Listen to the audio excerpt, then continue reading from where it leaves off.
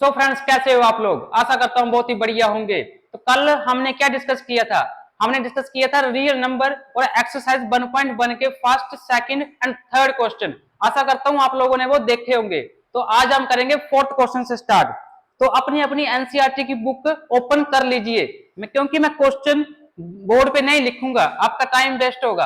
आप अपनी बुक पे देखिए, मेरे पास क्वेश्चन है मोबाइल में। तो देखो क्या कह रहा है फोर्थ क्वेश्चन हमारा। देखो फोर्थ क्वेश्चन में क्या है। फोर्थ क्वेश्चन में हम लोगों से पूछा है, देखो गिवन क्या क्या है। एचसीएफ कितना दिया है? 306 और 657 का कितना दिया है एचसीएफ? 9। और हम लोगों से पूछा क्या, देखो एलसीएम पूछा है 306 और 657 का।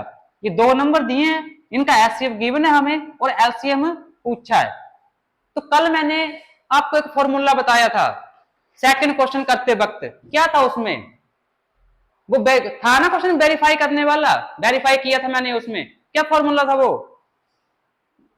एचसीएफ मल्टीप्लाई एलसीएम अगर हम कर दें तो ये किसके इक्वल आता है?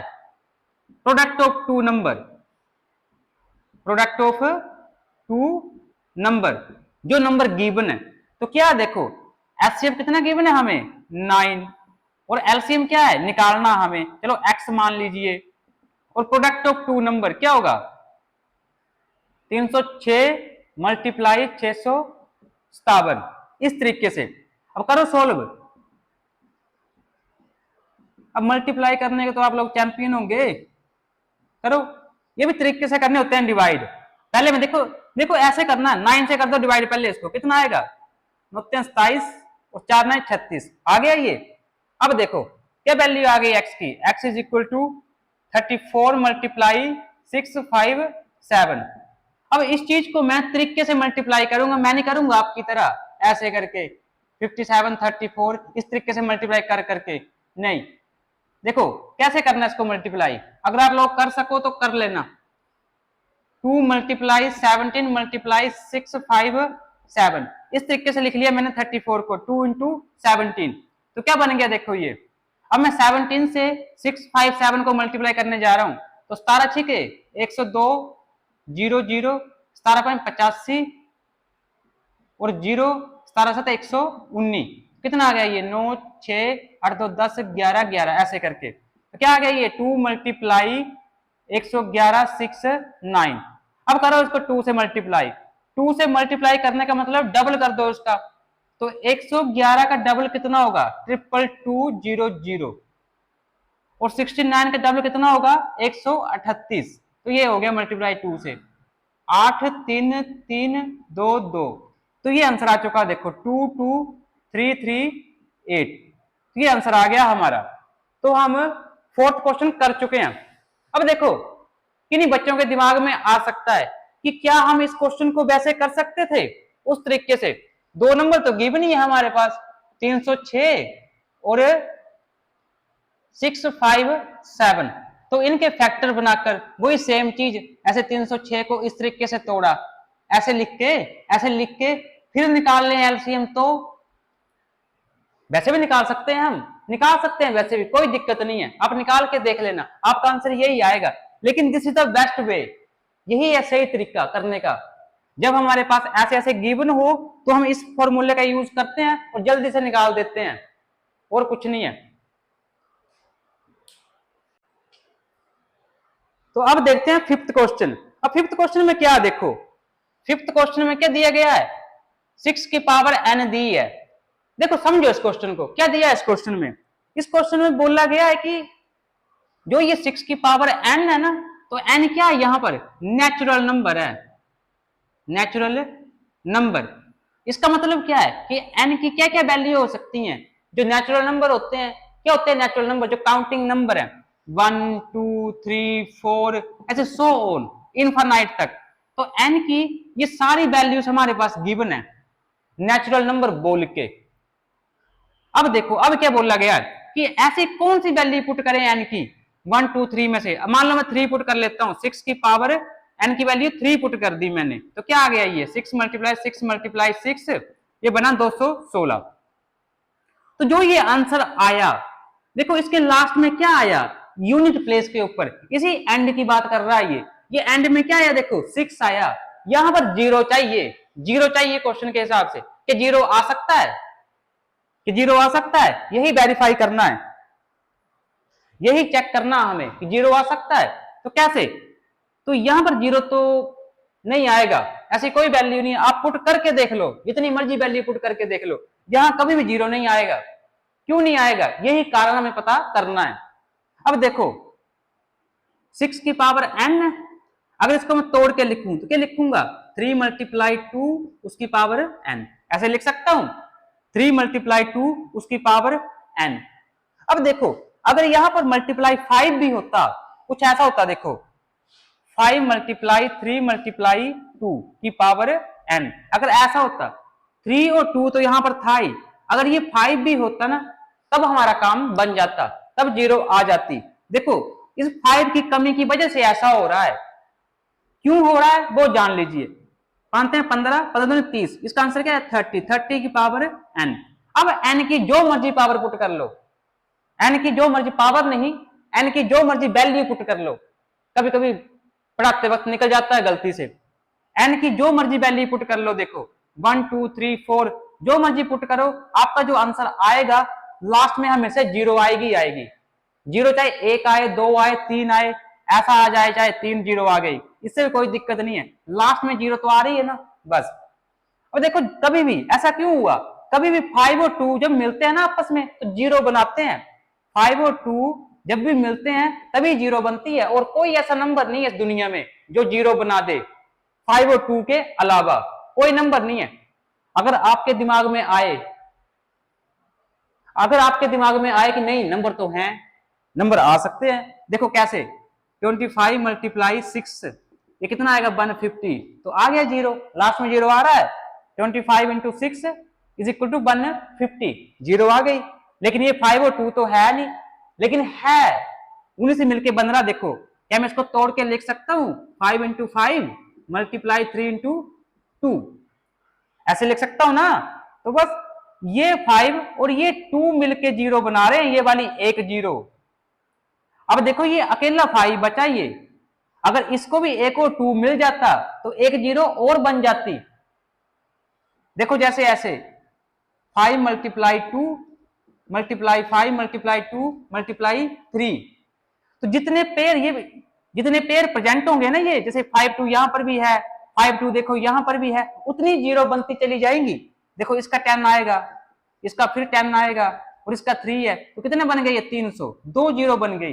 दो जीरो क्यों बनी, क्योंकि 5 और 2 यहाँ पर, एक यहाँ पर है और एक यहाँ पर है, 5 और 2 मिलके जीरो बनाते हैं।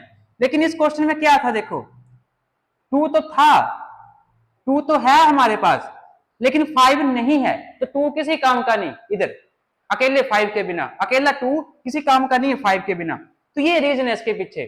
ओके, तो ये क्वेश्चन भी हो गया हमारा। तो अब करते हैं सिक्स्थ क्वेश्चन। अब सिक्स्थ क्वेश्चन में क्या, देखो सिक्स्थ क्वेश्चन में हमें दो नंबर दिए गए, explain by are composite number. देखिए दो नंबर है, क्यों है कंपोजिट नंबर, देखो एक नंबर क्या है 7 मल्टीप्लाई 11 मल्टीप्लाई 13 प्लस 13, और दूसरा नंबर क्या गिवन है 7 multiply 6 multiply 5 multiply 4 multiply 3 multiply 2 multiply 1 plus 5। ये दो नंबर गिवन है हमें, और ये कंपोजिट नंबर है। क्यों है ये कंपोजिट नंबर, पहले गिवन करके रखा है इन्होंने कि कंपोजिट नंबर है, और पूछा है भाई एक्सप्लेन भाई दिस नंबर आर कंपोजिट, क्यों कंपोजिट है। तो पहले तो ये जान लो कि क्या होते हैं प्राइम नंबर, कंपोजिट नंबर। देखो हल्का सा बता देता हूं, कंपोजिट नंबर कौन से होते हैं, जैसे मान लो मैं 4 लेता हूं ये, तो 4 के कितने फैक्टर होंगे, एक 1 है इसका फैक्टर। फैक्टर क्या होते हैं, जिन जिन नंबर से 4 डिवाइड हो जाए, एक 1 तो हर किसी का फैक्टर होता ही है, एक 2 है, और एक अपने आप में 4 है, तो इसके 3 फैक्टर आ गए। देखो तो कंपोजिट नंबर वो सारे कंपोजिट नंबर होते हैं जिनके 2 से ज्यादा फैक्टर हो, 2 से ज्यादा जितने मर्जी हो, तो 2 से ज्यादा हो गए, देखो 1 2 3, तो ये कंपोजिट नंबर बन गया, कंपोजिट नंबर। इसी तरीके से प्राइम नंबर, जैसे मान लो 3 है, मेरे पास 3 है, तो 3 के कितने फैक्टर होंगे? एक 1 तो सबका होता है, और एक 3। तो इसके देखो 2 ही फैक्टर है, बस गिन के 2 से ना कम है ना ज्यादा है। तो ये क्या, देखो ये प्राइम नंबर है, ये प्राइम है। अगर मैं बात करूं अकेला 1, तो 1 क्या है? 1 ना प्राइम होता है और ना ही कंपोजिट होता है, क्योंकि 1 के तो 1 ही फैक्टर, बस एक ही फैक्टर है, तो कम से कम 2 तो चाहिए हमें। अगर मान लो 2 हो हमारे पास, तो 1 भी प्राइम हो जाए, लेकिन इसके पास ना 2 है ना 2 से ज्यादा है, तो ये प्राइम भी नहीं है और ये कंपोजिट भी नहीं है, तो 1 एक ऐसे ही है, न्यूट्रली। अब देखते हैं इस क्वेश्चन को, यहां से 13 कॉमन ले लो, देखो 13 कॉमन ले लिया मैंने, तो क्या बचा अंदर? 7 मल्टीप्लाई 11 प्लस 1। अब कई बच्चों को दिक्कत होती है कि 1 कहां से आ गया, तो यहां से आया, देखो इंटू 1 तो मैं लिख ही सकता हूं, यहां पर इंटू 1 लिख सकता हूं ना। जब 13 बार कॉमन आ गया तो क्या बचा अंदर? 1 नहीं बचा ना इधर, बस इस तरीके से इसको सोल्व कर लो। अभी 13 मल्टीप्लाई 78 हो गया ये, जब इसको सोल्व किया मैंने तो 78 आ गया। तो देखो यहां पर तो बहुत सारे देखो फैक्टराइजेशन हो गई, तो इसीलिए ये कंपोजिट नंबर है। यहां पर 13 कॉमन है, 13 is a common factor here, that is why it is a composite number. ये लिख सकते हो आप जैसे मर्जी, समझ गए ना आप? जैसे ही हमें कुछ कॉमन मिल गया तो वो कंपोजिट नंबर बन जाता है, जैसे यहां पर 13 मिल गया बस। अब यहां देखो इसको कैसे करेंगे, यहां पर 5 कॉमन आ गया, देखो 5 यहां पर भी है, 5 यहां पर भी है, तो 7 मल्टीप्लाई 6 मल्टीप्लाई 5 बार चला गया, 4 मल्टीप्लाई 3 मल्टीप्लाई 2 और मल्टीप्लाई 1 प्लस 1। ये 1 कहां से है? इंटू 1 था यहां पर, 5 बाहर आ गया, अंदर क्या बचा? 1 बचा बस। तो यहां पर भी कॉमन आ गया, देखो ये सोल्व कर लेना, जब सोल्व करके आएगा यहां 5 कॉमन आ चुका है, इसलिए ये भी क्या है? कंपोजिट नंबर है, कंपोजिट नंबर। इस तरीके से देखो अब करते हैं 7th क्वेश्चन। अब 7th क्वेश्चन में क्या, देखो कुछ भी नहीं है 7th क्वेश्चन में, क्या पूछा गया है? देखो 7th क्वेश्चन, कोई एक ये सर्कल है, कोई सर्कल है, ये पॉइंट मान लो एक, और देखो एक कौन कौन है, एक सोनिया है और एक रवि है। देखो अब सोनिया ने अब इन दोनों ने चक्कर लगाना है इसका, यहां से लेकर यहां तक पूरा वापस राउंड लगा रहे हैं ये, तो पूरा एक चक्कर लगाने के लिए इनकी टाइमिंग दी है। सोनिया ने कितना टाइम लिया एक चक्कर लगाने के लिए? सोनिया ने 18 मिनट लिए, 18 मिनट, और रवि ने कितने लिए? 12 मिनट। इस तरीके से अब क्वेश्चन में पूछा क्या है, जब ये चलना शुरू करेंगे तो ऐसा कौन सा टाइम आएगा ये फिर से दोनों यहीं पर मिल जाएंगे, क्योंकि इन दोनों की स्पीड से आगे पीछे हैं, एक तेज है और एक स्लो है, तो क्या होगा? एक आगे भागेगा तो एक पीछे भागेगा, तो ऐसा कौन सा टाइम आएगा फिर वो दोनों बंदे यहीं पर मिलेंगे स्टार्टिंग पॉइंट पे दोबारा से, कौन सा टाइम आएगा? तो उस टाइम को निकालने के लिए क्या करेंगे हम लोग, इन दोनों का एलसीएम ले लो, 18 और 12 का एलसीएम निकाल लो। एलसीएम मैंने आपको सिखाया कैसे निकालना है। 18 को कैसे लिखेंगे, ये देखो इस तरीके से, 9 दूने 18, 3 ते 9, 3 एकम 3, तो क्या आ गया ये 2 मल्टीप्लाई 3 मल्टीप्लाई 3 मल्टीप्लाई 1।